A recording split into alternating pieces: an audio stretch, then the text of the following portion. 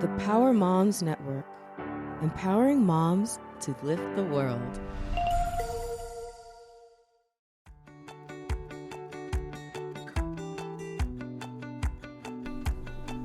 Welcome. I'm Riley Karsh.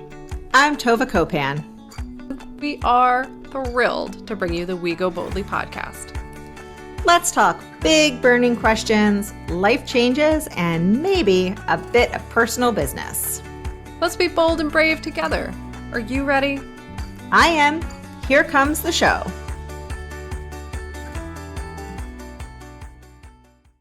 Hello, everyone, and welcome to We Go Boldly, the podcast where we celebrate women stepping into their power and living their most authentic lives. We are also thrilled to be a part of the Power Moms Network. At Power Moms Network, we are empowering moms and creating a community of moms mentoring other mothers to greatness. Great place to be. We love it there. We hope you join us. And as I like to remind us every week, we have our We Go Boldly Weekly Women's Circle. That's a mouthful. And we meet once a week. It is a fantastic hour of actual me time, not like going to the grocery store or, I don't know, doing other chores, which are not really me time. And we would love to have you join us. We talk more in depth about whatever we talk about on the podcast that week. We talk about stuff that's going on in our own lives. And it's really just a great opportunity to connect with like-minded women who are there to support you, inspire you, lift you up, and do all of the wonderful things that women do for each other. So you can find out more at our website at goboldlyinitiative.com/weekly circle. We'd love to have you join us. As everyone knows, it is season 12. We are having another interview today, and we are thrilled to do that and to bring you more inspiration on how you can write your own story for the future. And, we've just been loving this season. Before I dive into our guest for today, I'm stuttering over my words. Let me get Tova on the show and see how she's doing. I know we're both running around crazy today. So, Tova, how are things? I'm happy to be sitting here. I feel like this week is going to be a big practice in compartmentalization. I know we are actually finally recording like a couple episodes weeks ahead. So now I'm like back thinking like, oh, we'll know what happened as a result of these weeks. But I just feel like this week there's a lot going on in the world, and I'm just gonna focus on each moment. Yeah. I feel like compartmentalization is a good description. Both of us have to be careful not to like stick everything in pretty boxes and put it on shelves and forget about it. But at the same time, we all need to function in the world. And so sometimes that requires a little bit of compartmentalization in our lives. Indeed. Indeed. And this is one of those weeks because it is. It's a mess out there. It is. So it is season 12, as we know. Yes. And we have a wonderful guest for you today. Tova, I'm going to let you take over and introduce her so we can get to the meat of the conversation. I am so excited to introduce our guest. I don't know her that well, but she's from our town of Verona, and we got to know each other as well as possible as you can on a trip to see Dave Matthews Band in summer traffic and then back again. But I'm just so excited to introduce our guest. Today we are talking to Tanya Tauthong-Kass. She is a New York City-based fashion stylist and costume designer. She's been on the front lines of global fashion scene for over a decade, where she applies her unique blend of creativity, fashion sense, and style to deliver the precise look to meet every project's aesthetic.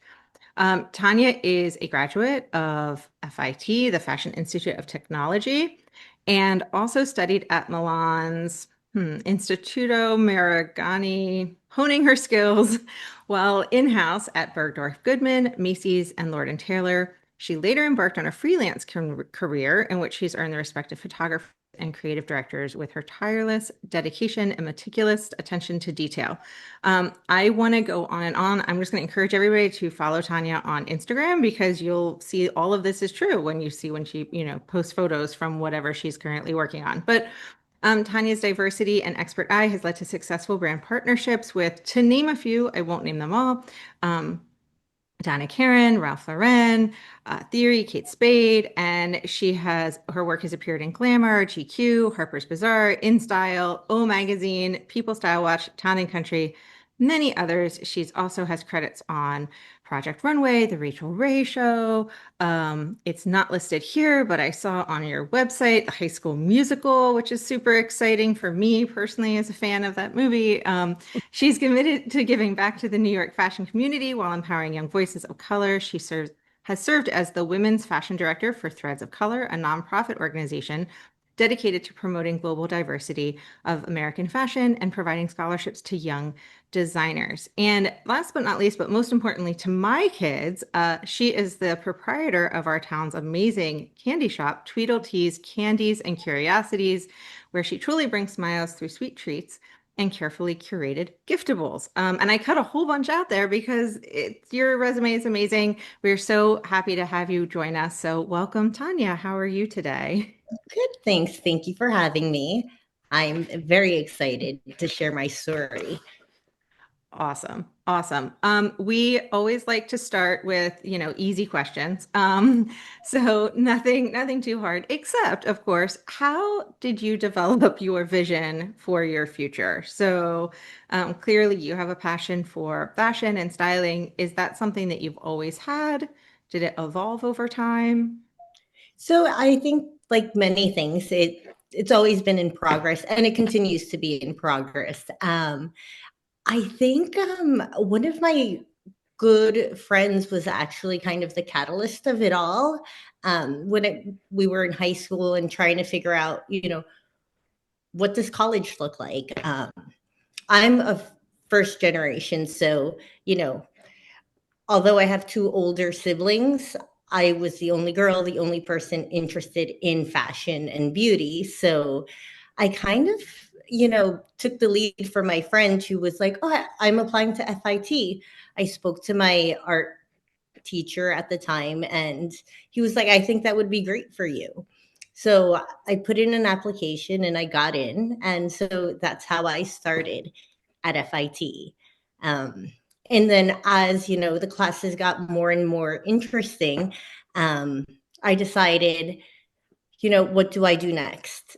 I went in as an FMM major, so that's fashion merchandising, because I did eventually want to become a designer, but I kind of thought that maybe going into a fashion design program would maybe affect my design aesthetic.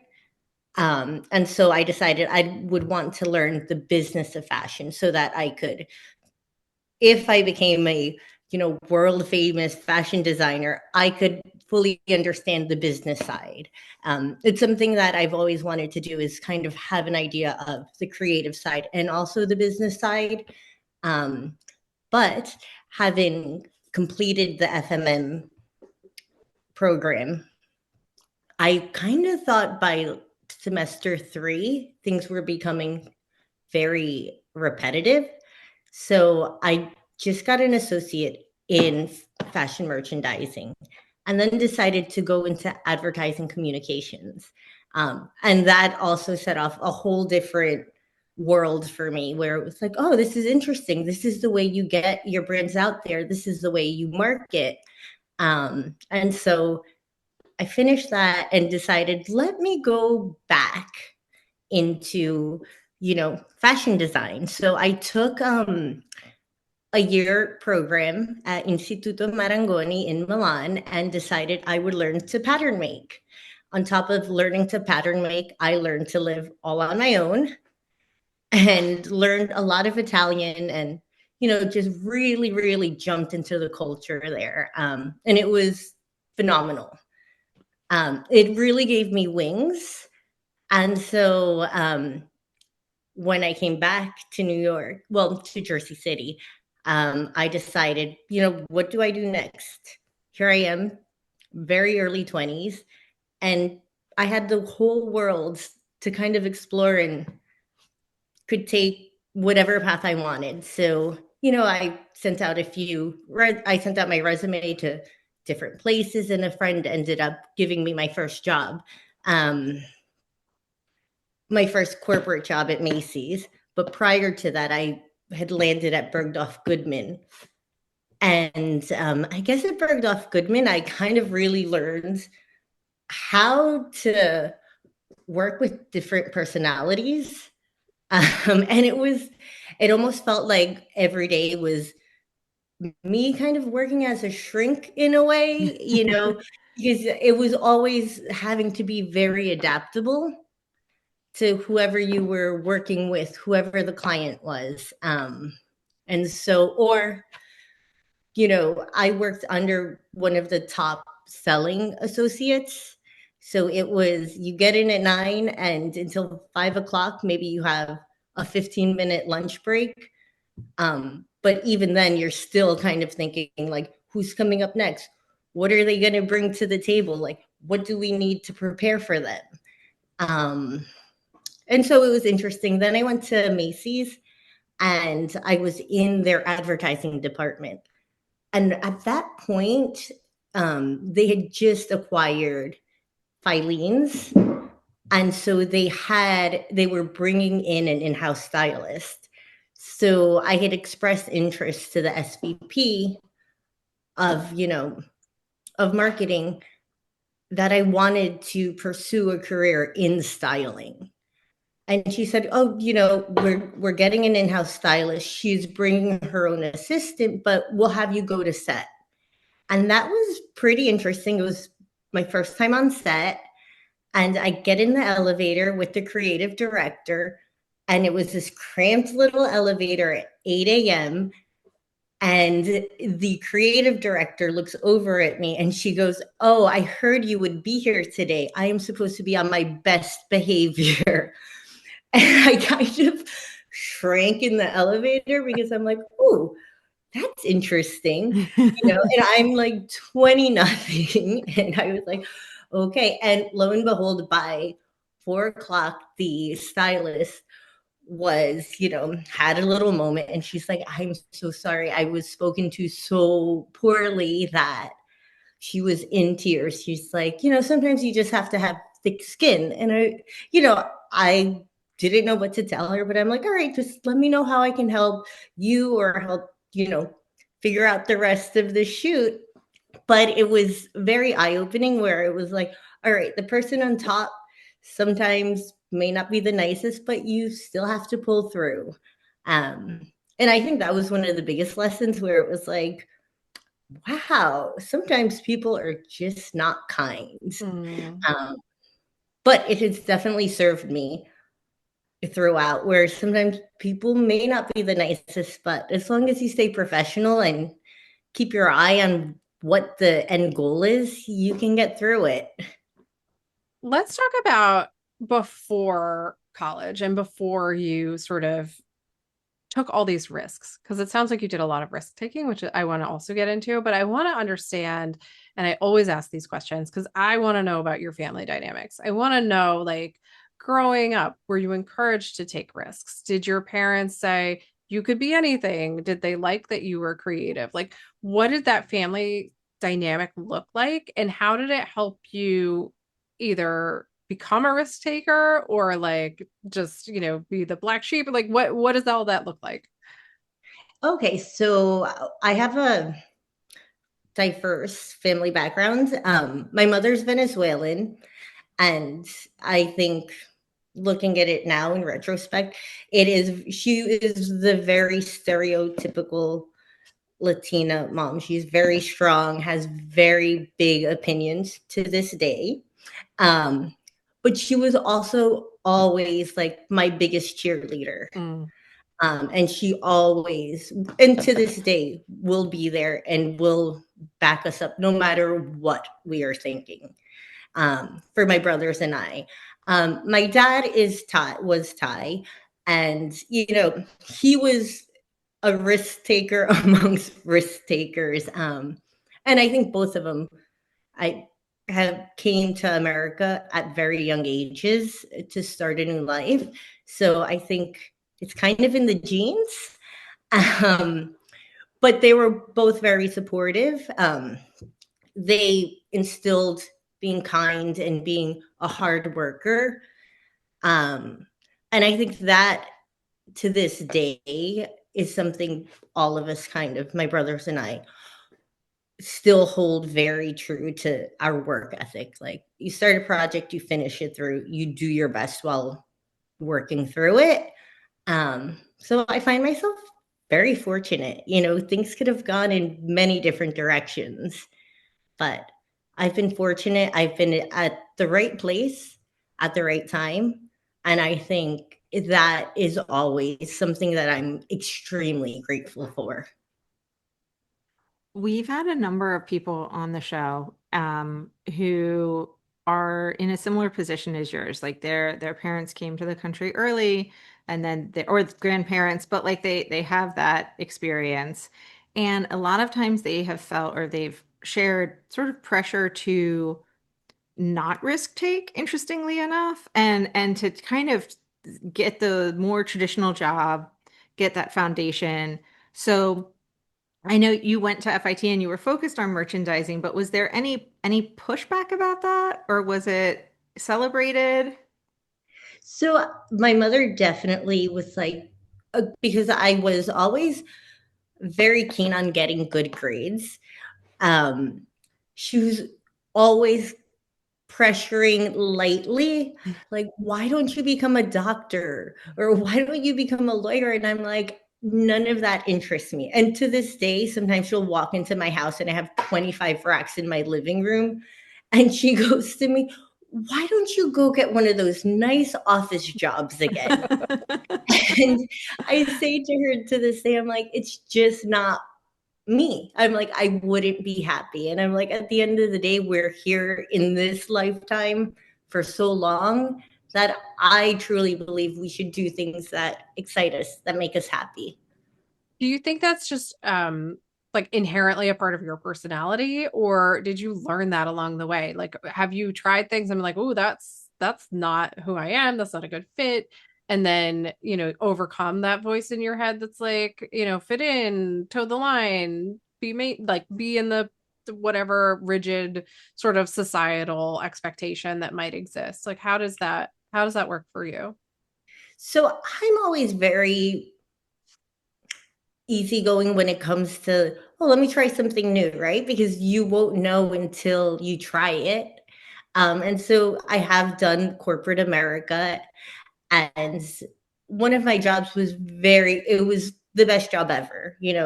I met my boss at my friend's 30th birthday party, and she happened to be looking for a in-house fashion stylist, and she saw my friend and I, and my friend is a copywriter.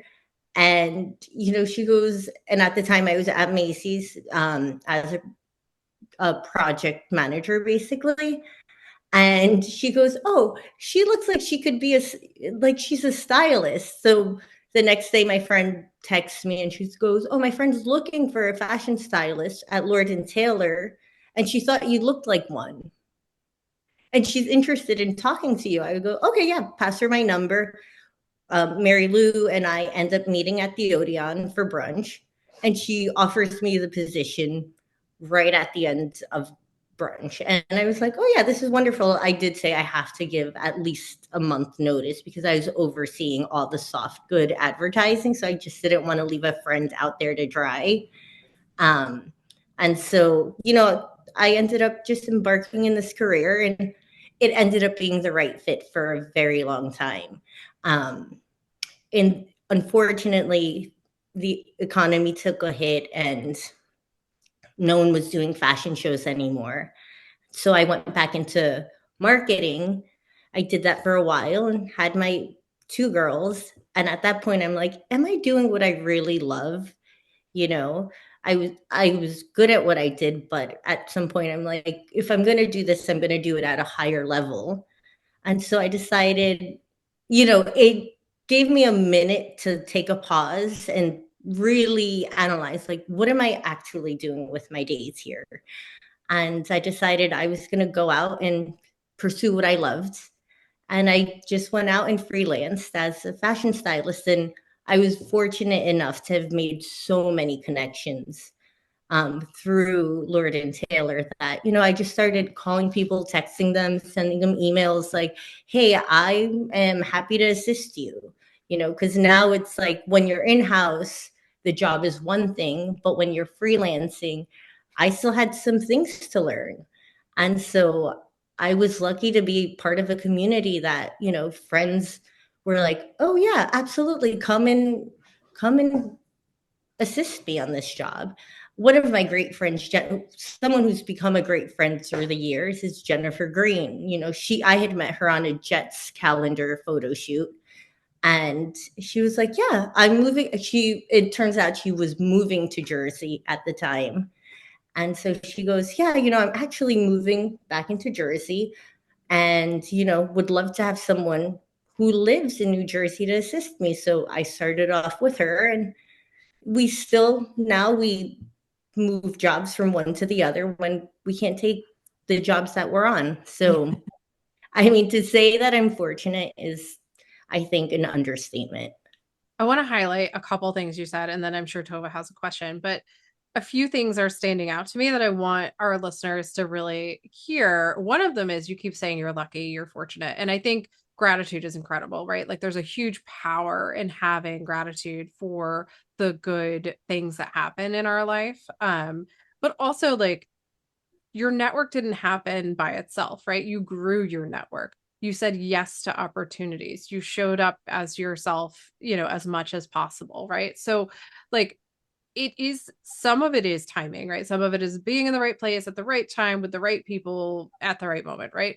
But a lot of it is the work you put in. And so I don't want to downplay that. I want to make sure people hear like you wouldn't have a big network of people if you weren't a kind person, which you've mentioned, if you weren't a hardworking person, right? People wouldn't be like, oh, sure, come work with me if they didn't trust you, that you would do the work, that you would be good at what you were doing, or that you were willing to learn, right? Like all of those things. So I really want to highlight that for listeners so that you out there, you all hear that, yes, we want to be grateful. Yes, we want to acknowledge our good fortune and our privilege and the things that happen for us, but also like we want to celebrate ourselves and the efforts we make and the things we do and the great things we create. The other thing I want to highlight is that you've taken risks and done things and said yes to things in a way that's very open and curious. And as opposed to, I think a lot of people get afraid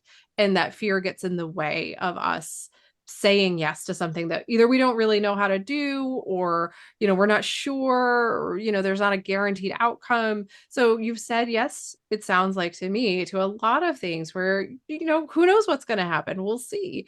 And that sort of curiosity about life is something that can really get us through. Even if we're stuck in a job we don't like, we can be curious about other opportunities. We can be curious about things outside of our jobs.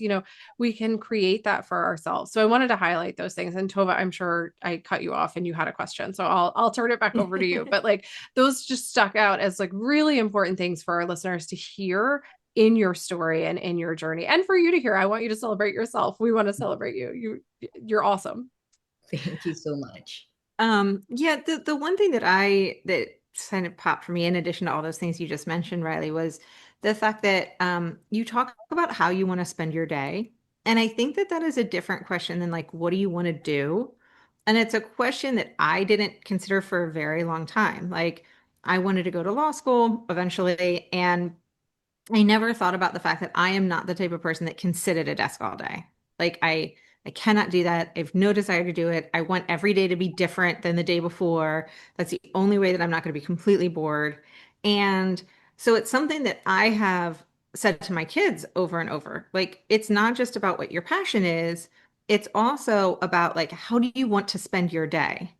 And that's just a different question. And I think it's interesting that you mentioned that, like, this just isn't something that I want to be doing, or I want to be spending my day differently. So I would love to know, like, how do you spend your day, and how have you cultivated, maybe with your freelance work, this a day, hopefully, that you enjoy? So every day is different. Every client is different. Um, But for the most part, a lot of my days start with planning, depending on what the photo shoot is or the TV series is, of where am I going to start shopping? What is my budget? So it always starts in the planning phase. And then I'm kind of off to the races, either at the malls. Luckily, I live in a place that is very close to many, many, many malls, and also super close to the city and rental houses. And so my days are usually spent on my feet and running around and shopping. But I've decided I'm almost like a Tasmanian devil. When I go into the store, I've kind of honed the shopping to I can run through a store and edit out pieces within an hour and a half and walk out with 5 garment bags full of the right pieces. And then, coming back with an assistant and organizing everything. The one thing I have really learned is how to become more organized. It's not something that is innate to me. I do have undiagnosed ADHD. And I really learned how to cope with it through my professional career, where I'm like, all right, well, I have to quiet everything in my head in order to organize and get through things. And that is something that I've learned has been big for me, because I've overcome something that could have really, taken a different route, could have taken me on a different route. And I've learned how to like quiet down the voices in my head when I want to do all the million things I want to do. I also think, because Riley mentioned being a risk taker, I almost think my ADHD has played into that, where it's like you take the risk because you want to see the outcome.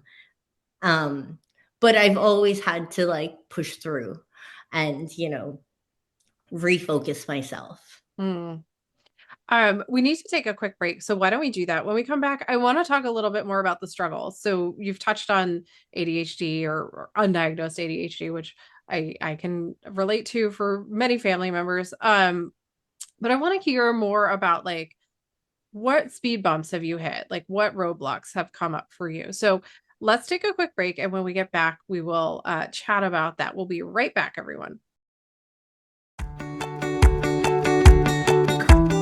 Well, hello there, ladies. Are you ready to elevate your life and connect with like-minded souls? Join us every week at the Go Boldly Together weekly Women's Circle, where strength meets sisterhood. Dive into empowering discussions, share your victories, and navigate challenges together. Our circle is a safe space for growth and inspiration. Experience the power of collective wisdom and unleash your full potential. Don't miss out on the transformative energy.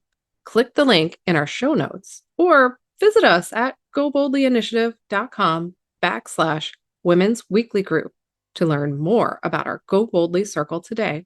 Together, let's embrace the journey of personal development and let's celebrate that unstoppable force within each of us.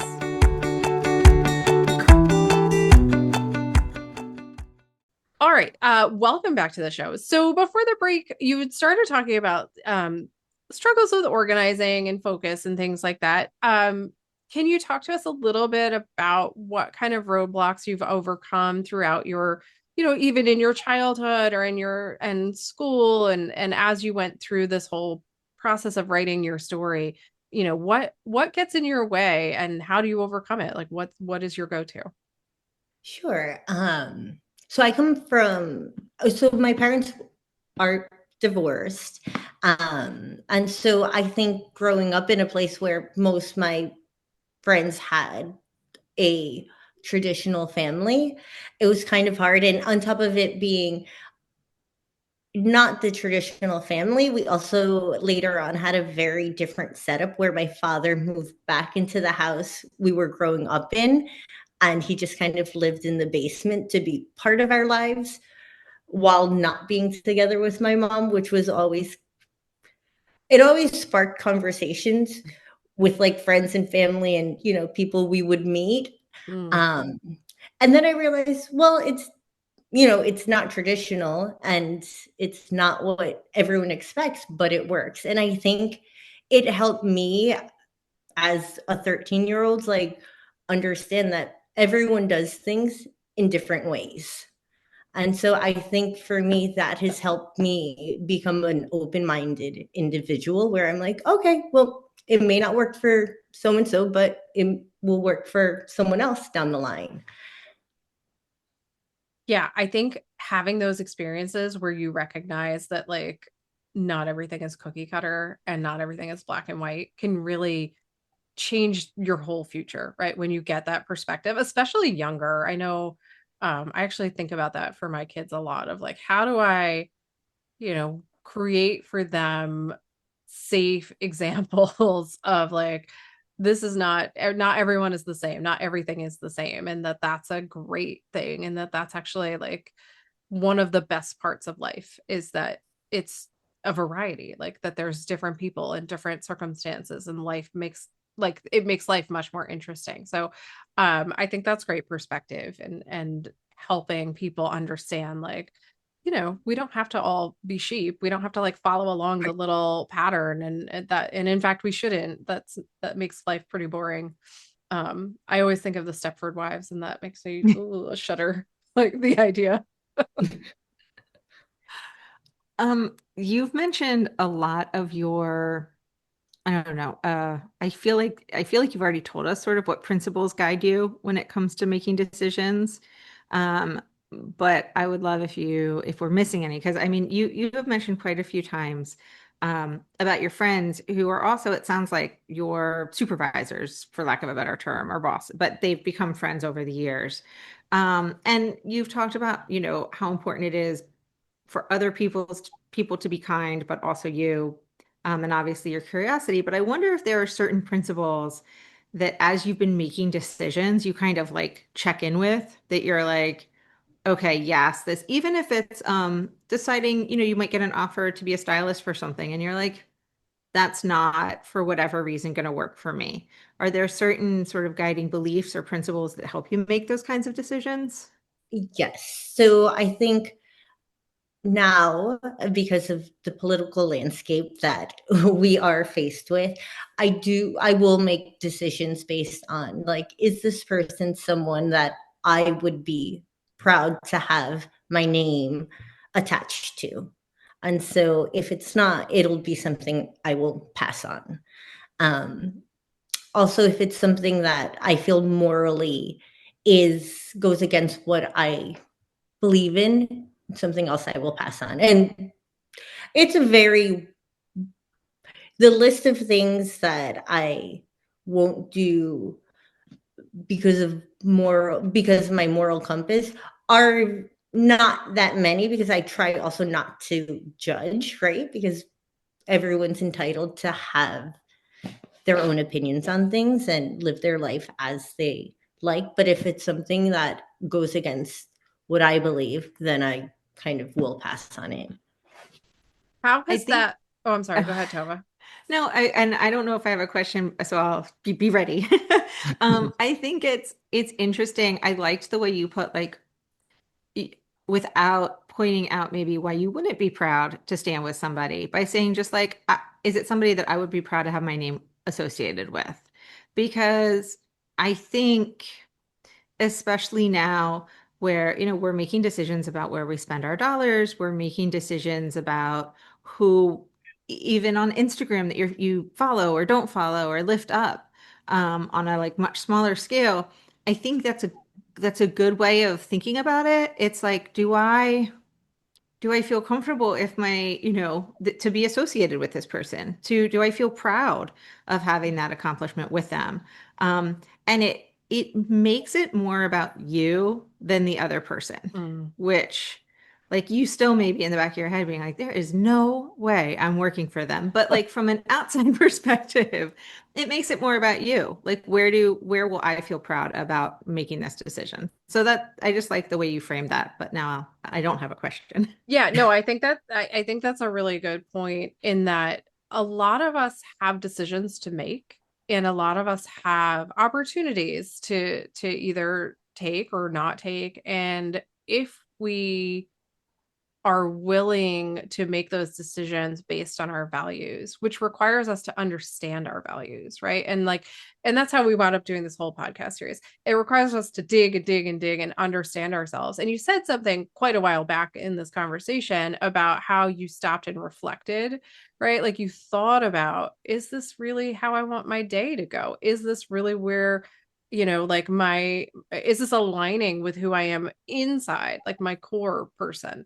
And I think, I would love to see more people stop and reflect, right? Like to just like really think about, who am I at my core and how am I projecting that out into the world? And it sounds like you're doing that, and that's amazing. What has it been like over the last, oh my God, it's like 10 years already. Over the last 10, sorry, I'm having an existential crisis. Over the last 10 years for you in your industry, in making those decisions, has it gotten harder? Is this something you've been doing all along? What does that look like? I mean, it has gotten harder, I think, recently, because things have become so politically charged. Yeah. And also the landscape of freelancers has changed a lot due to technology. Now there's AI that makes, that really affects the budgets, right? Where it's like, oh, we can type something in and get pretty good, substantial results instead of having a whole crew come in. Yeah. But then it's, and I thought for a while, like, oh, is this going to make me take jobs that maybe I wouldn't be proud of? And luckily, it's not gotten down to that. So, but it is interesting to see how, how social media has also changed the scope of what we do as far as marketing and advertising and the way things are put out in the world. And now there's a whole influencer culture that has taken away a lot of freelancers' work. It's like, maybe the companies are putting their ad dollars into influencers before they are, creating a whole fall campaign. Right. And so it's interesting, but luckily it has not moved who I am at the core. Yeah. Hopefully well, it helps when you know who you are at the core, right? To be able to stabilize that and keep yourself, we all have to be flexible. We all have to bend a little here and there, but like those core values, they're who we are and we need to hold on to them. We need to take another quick break. I want to do that. And then I want to talk about your kids, if that's okay, when we come back. I want to hear about how you are like imparting some of this knowledge onto them. How, like, what does that look like for you? So we'll take a quick break, everyone, and we'll be right back after this. Hey there, Pod family. Have you ever wished you could stay in the loop with a little slice of transformation and inspiration delivered straight to your inbox? Well, you're in luck because now you can. Introducing our fantastic newsletter, your VIP pass to all things exciting and informative. Join our community of growth-minded souls. Get the hottest topics delivered right to your inbox. It's quick, easy, and totally free. Just head over to our website at goboldlyinitiative.com and sign up for our newsletter today. Don't miss out on the next big thing. Stay connected with us. Subscribe now and get ready for some big, bold love. Okay, so welcome back to the show. Before the break, I wanted to change directions a little bit because I wanna help people out there hear about like your process of, you said your mom is your biggest supporter, but she also was like, maybe you should be a doctor. Like maybe you should, you could be an accountant. How are you handling that with your own kids? Like, what is that looking like for you in how you're raising your daughters? So it's kind of hard because I think sometimes I'm a little bit hard on them. But I also do try to always remind them, or I actually always do remind them that, they are here for a reason. They should always bring their best face forward in everything they do, and they should always be proud of the output and their outcome. I do try to keep it fun and light, but that, as many of us know who are parents, it's not always the case. Because we're kind of there, we are their guides, and so I sometimes find it challenging because, sometimes I'll be home all month and sometimes I'll be gone all month. So it's always letting them know that no matter if I'm physically in the room with them or if it's more so a text while I'm on set, that I am always there for them and always cheering for them.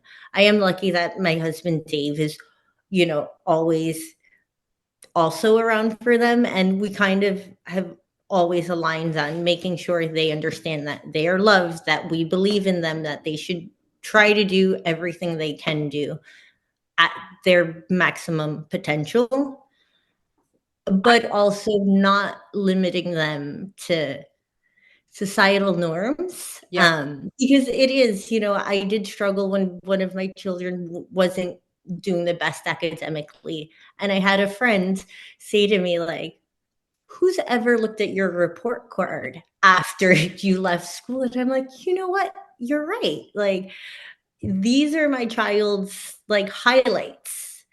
And, maybe math isn't her thing, but, and I tell her, I'm like, I sat next to my algebra teacher the entire year. And I said to her, I was so thankful that the teacher found me copying homework, because my friend and I had this ingenious idea where I would do the Spanish homework and she would do the algebra homework. And in homeroom, we would just switch over, copy each other's homework. And this one day I find Mrs. Miller's shadow looming onto my desk. And I'm like, okay, well, I'm just going to keep on copying this because she's already caught me. And if I stop, she'll think it's suspicious. Right. And when she asked me, I was like, well, I wasn't understanding it. So I just thought it'd be a better idea that I turn it in. And it was a big life lesson that, once she put me to sit next to her, I had to listen. I had to take notes. Yep. And she basically made me understand algebra. But I think the bigger picture was that she taught me that if I put my mind to it, I can even accomplish algebra 1. I could get a good grade and understand it. I think as parents, especially parents who grew up with other parents that really pushed, right? Like that pushed them. Or if you're like a perfectionist like I am, recovering, but like still, it's super hard when you're looking at your kids, because you're like, I want you to do anything. You can be anyone. You can go anywhere. Everything's great. And then, your daughter tells you she wants to be a professional dancer. And you're like, well, maybe you could do that and be an architect. I don't know. So it's like a weird gray area, because I want her to chase her dreams. I want her to like pursue the things that feel good and like lift her up and all those things. But I also, want her to buy a house one day, or an apartment or whatever she wants. And it's funny because you're like, oh, I'm turning into my mom. It's so strange. Absolutely. So it's like, I just resonate with that. I don't really have a question in there. I just really resonate with that whole experience of like, okay, I'm like going to support literally anything you want to do. I'll be like, okay, this is great. We're not harming other people, so let's do it. But also, please do a job where you can pay your bills, because I can't do it forever. Well, I do want to highlight, like, so you have a job where you have to be, or like you have this amazing creative job where you get to like use what I hope are a lot of your creative muscles and in your heart and your brain and all of this amazing stuff.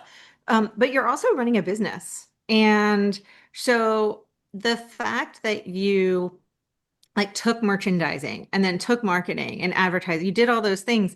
I think that there is nothing wrong when we're encouraging our kids of saying like, okay, you want to be a professional baseball player. I'm going to need you to take some business classes. Yeah. You're still going to hire a financial planner, but you have to know if they're screwing you over. Right. Like you have to know, or like you want to be a professional dancer. That's awesome. But also maybe you want to work at your dance studio because professional dancers do not dance until they're 80, usually, unless they are teachers. Right. And so learning how to teach, learning how to run a business, like it is a nice balance to try to like hopefully you're instilling their like joy. And I mean, I'm Yeah. just thinking about my son who like pitched way too much one day and I was putting on, ice and I was forcing ice on him and he was like, Mom. And I was like, listen, it's not because I don't think you have a future in baseball that I care about your elbow. Like it's because I do. This is why I'm putting ice on your arm and being the annoying mom is so that you keep your tendons and ligaments and muscles in good shape. Right. Absolutely. But I know we need to wrap up, but we haven't talked about your other business, which I do want to talk about because it feels, and I want to know your story with it and how it happened, because to me, it just feels like such a wonderful embodiment of you and like joy and style, like creativity. But somehow one day you're like, we need a candy shop in our town. And I want to know that story. So, as I've said before, I'm a fashion stylist, which requires me to be on my feet for extended periods of time, usually 8 to 14 hours a day when I'm on set, if not more. And so I had 2 injuries, one being I broke my right fifth metatarsal running up the stairs. Um, and so it took me out of styling for 6 months. Fast forward, less than a year later, I am playing mom soccer and I rupture my left Achilles. Mm. And so it took me out for another 6 months. And, I had watched my daughter, my oldest daughter, Zoe, try to create different brands with her friends. And they were trying to find get rich quick schemes, right? So they're like, oh, we're going to start, buying. What were they doing? They were creating slime and selling it to their friends. And so at the first pass, they were so excited. They bought all this slime material, all these packaging. They actually created packaging and, had maybe 1 or 2 successful sales. And then one of the friends moved away and then they still, they would talk online and they created Candy & Co. And they were going to start a candy business because kids were trading Jolly Ranchers at like $1 per piece. Like the markup was incredible. And so I was like, this is interesting. And one day I walk into the Walgreens to pick up, which is around the corner from the store, which is 1 block away from the middle school. And I walk in to pick up my prescription and I see that kids had come in after school and a lot of them were still lingering, but they had bought out the entire like candy aisle. And I'm like, that's interesting. And I come in the week later and again, because I was like, oh, maybe it was a day things weren't well stocked, but it happened again. And I'm like, oh, that's interesting. And I'm like, what if I open a candy store? So it kind of just was sitting in the back of my mind. We go to take my daughter Zoe to school drop off. And one of the storefronts has a for rent sign. And I'm like, that's curious. I wonder what it would cost. So I picked up the phone and called and, the landlord showed me the space and I'm like, well, that's not too much. And I'm like, what else am I doing with myself? Right? Because I'd watch Virgin River and, anything that would make someone cry. Yep. And I'd watched every single like Netflix series, right? Yeah. So I'm like, what else can I do? And I'm like, what if I open up a candy shop? And I worked with my brother, who's a contractor. And he goes, there's no way I'm going to start building out your shop just based on your ideas. He goes, because I'm a particular person, right? So he's like, I'm not going to start building something and halfway through you change your mind on it. He goes, I want concrete evidence of what you want. And I was like, okay. So I go and I start designing, and now I have a plan. I send him like 5 printouts, and I'm like, this is what I want it to look like. And a few months later, he and his workforce had turned over the space, and it took a lot. So I've never owned a candy store. I've never owned a storefront. Even my business, like T Squared Creative, is a service business. So I've never had to create a space for which people to come in and shop. So I'm like, okay, this is interesting. And I loved it. I was like, oh, this process is amazing. And so that's how Tweedletees came to be. I have so many questions that we don't have time for, of like, I just decided to open a candy store, and then I found a space, and then I actually called the person. Like, so many things there. Like, they're like, you say them like they're nothing, but they are a big deal. Like, it's a big deal that you pursued something so openly and without I'm sure you had moments where you were afraid or nervous or like unsure, right? And yet you continue like the way you just said it, you like one little step at a time, as opposed to someone who's a recovering perfectionist, aka me, who'd be like, well, the store's not built out yet to exactly how I imagine it in my head, so I can't do it. Right? Like, it's such a skill, and you can learn it, obviously, because I've been learning it for 40 years. And it's just kudos to you, because that's fantastic. And that's how we grow in life, is being able to do things like that. Tova, do you have any last questions? Because I know I'm just checking time. I know no, I'll let you go. I do just have to laugh because you mentioned you have undiagnosed ADHD. And to me, like the candy store, I mean, the fact that you completed the project is amazing, but like, you're like, all right, well, I could get around and clean the house, or I could open a candy store. That seems like more fun. Options. And I'm like, oh yeah. Riley has to deal with me constantly being like, what about this idea? What about that idea? And then she's like, or what if we just finish the ideas that we already started? Yeah. Yeah. But that's why we work so well together. 100% on that. Yeah, that's why we work well together. Yes. Yeah. But no, I will turn it over to you. All right. So we have 5 quick response questions for you. They are meant to be more lighthearted and help people get to know you a little bit better. I'm going to ask them. I'm not allowed to ask follow-ups, and you just answer whatever comes to mind. So our first question is, what is your favorite way to unwind after a long day? To be honest, I will sit in my car and go through mindless social media for half an hour before walking into my house. Amazing and relatable. Question number 2. What's one thing on your bucket list that you haven't done yet? That one's interesting.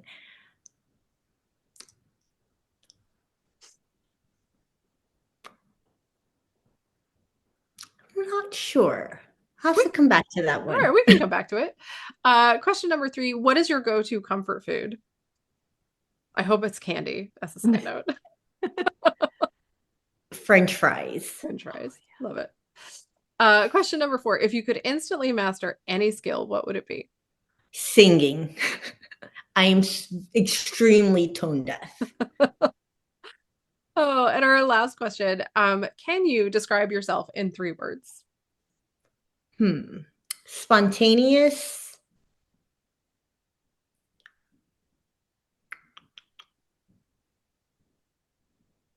I think spontaneous is the most on point for me. Okay, I like it. I think it's great.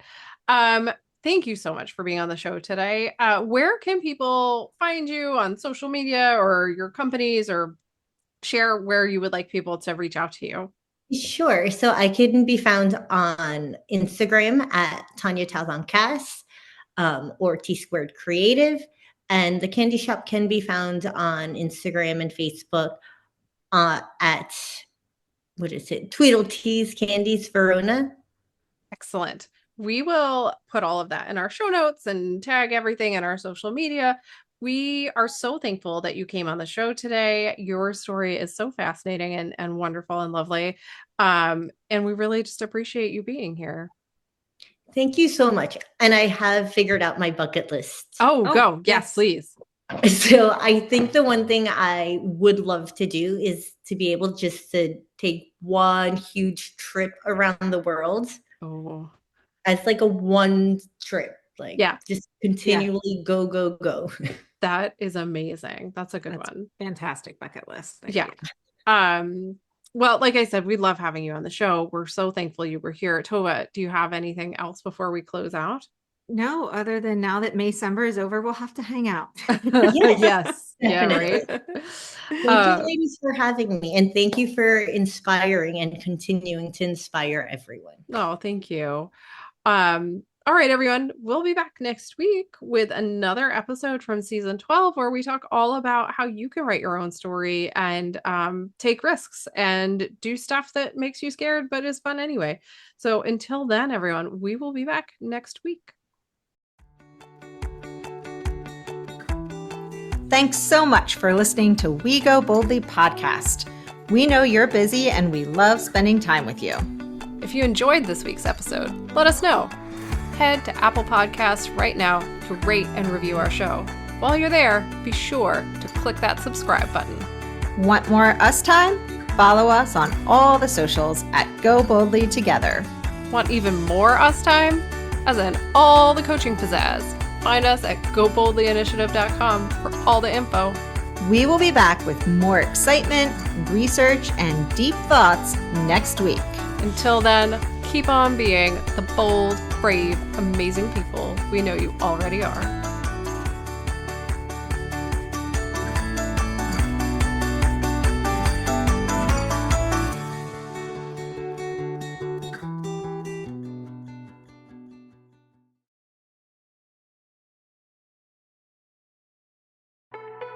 The Power Moms Network, empowering moms to lift the world.